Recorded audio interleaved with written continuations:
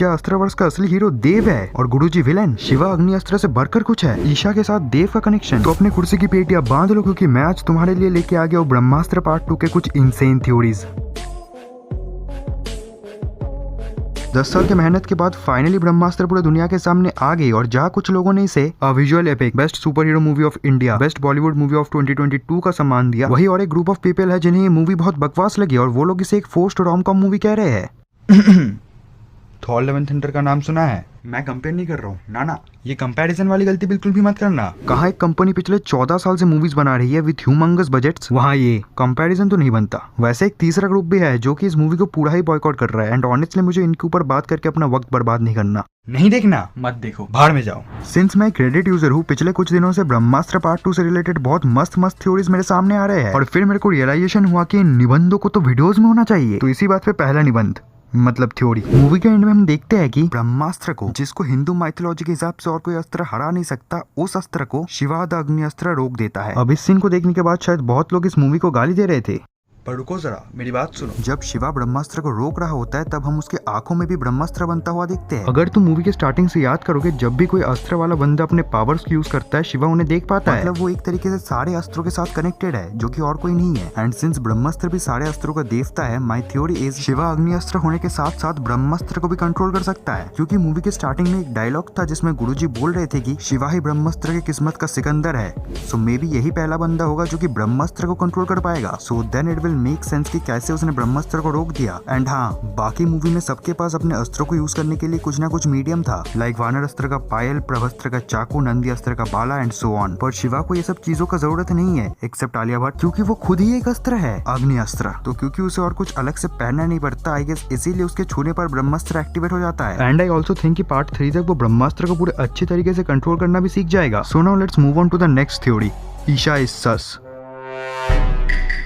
तो जब से ब्रह्मास्त्र मूवी निकला है, ट्विटर में लोगों ने भसड़ मचा के रखा है आलिया भट्ट को लेके, मोस्ट लाइकली उनके कैरेक्टर की यूजलेसनेस की वजह से। बट कुछ ऐसे चीजें भी फैंस ने स्पॉट किए हैं जिससे ये मानना तो पड़ेगा कि ईशा के कैरेक्टर को लेकर आयन मुखर्जी के बहुत बड़े प्लान्स हैं। थ्रू आउट द मूवी हमने ईशा के हाथ में जो रिंग देखा है उसका बहुत ज्यादा सिग्निफिकेंस है, क्योंकि वही एग्जैक्ट रिंग हमने देव के हाथ में भी देखा था फ्लैशबैक के दौरान। सो अभी कुछ लोग ये स्पेक्यूलेट कर रहे हैं कि ईशा भी देव के साथ मिली हुई है एंड वो भी ब्रह्मास्त्र को पाने का कोशिश कर रही है। और ये भी कहा जा रहा है कि तेंजू, मतलब जिसके पास पवन अस्त्र था, उसका जब डेथ हो जाता है ये उससे पवन अस्त्र ले लेती है, एंड पार्ट 2 में हमें वो पवन अस्त्र यूज करते हुए दिखेंगी। एंड ऑन दैट नोट, अगर फैंस का ये रिंग वाला स्पॉटिंग फ्यूचर में सही निकलता है, आयन मुखर्जी का तो जय जयकार करने लगूंगा मैं, क्योंकि इतना ज्यादा अच्छा अटेंशन टू डिटेल देख के तुम्हारा तो नहीं पता, पर मुझे बहुत आनंद मिलता है। एंड ऐसा चीज अगर ऊपर से बॉलीवुड में होता है, मेरा आनंद अतुलनीय आनंद में तब्दील हो जाएगा। अतुलनीय आनंद से याद आया, जल्दी से जाके सब्सक्राइब बटन को भी आनंद दे के आओ, वरना कुआरे मरोगे सालो। So now the final and definitely the best theory, Guruji is the real villain of Astraverse while Dev is a hero. Brahmastra part 1 में शिवा को उसके मम्मी पापा यानी देव और अमृता का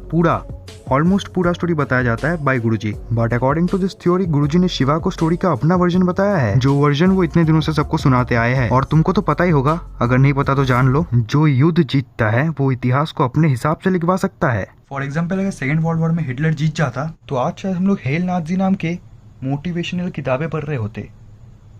सो बेसिकली इस थ्योरी के हिसाब से देव एक अच्छा बंदा था जिसके साथ गुरुजी का लड़ाई हो गया, मोस्ट लाइकली बिकॉज गुरुजी को ब्रह्मास्त्र चाहिए था। एंड उस लड़ाई के एंड में गुरुजी जीत जाते हैं एंड देव को इस मूर्ति के अंदर कैद कर देते हैं। वैसे अब तुम पूछ सकते हो कि अगर गुरुजी जीत ही गए तो उन्होंने ब्रह्मास्त्र को क्यों नहीं यूज किया? वेल, आई थिंक ब्रह्मास्त्र को अमृता ने सच में तोड़ा था, पर गुरुजी से बचाने के लिए, और उसके बाद उन्होंने ब्रह्मास्त्र के एक पार्ट को अपने शंख में छुपा दिया। पर यही ये थ्योरी खत्म नहीं हो जाता। इसके हिसाब से जब गुरुजी को पता चलता है कि ब्रह्मास्त्र का आखिरी हिस्सा अमृता के पास है, वो उनके पास जाते हैं उसको वापस लेने के लिए, पर जब वो हिस्सा उन्हें नहीं मिलता है, वो अमृता को जला के मार देते हैं। And the last thing, come backs again to that ring. इनका कहना है कि देव इविल नहीं है और ईशा जो कि देव के लिए ही काम कर रही है वो भी इविल नहीं है, एंड वो शिवा से मिली ही है उसे असली सच बताने के लिए। बट इन द एंड इस थ्योरी पर भी बहुत क्वेश्चंस आ ही जाते हैं। अगर गुरुजी सच में इविल है, वानर अस्त्र और नंदी अस्त्र के ओनर्स ने उनके साथ संपर्क बना के क्यों रखा था? क्या किसी को पता नहीं था उनके बारे में? या फिर अगर देव सच में अच्छा है तो जुनून उसके नाम पे इतनों को क्यों मार रही है? वेल, इन सारे क्वेश्चंस के आंसर्स तो हमें पार्ट 2 से पहले नहीं मिल रहे, और जिन्हें नहीं पता, आयन मुखर्जी ने कह दिया है कि वो लोग पार्ट 2 के रिलीज के लिए दिसंबर 2025 का टारगेट रख रहे हैं। बहुत लंबा इंतजार है, पता नहीं कैसे बीतेगा,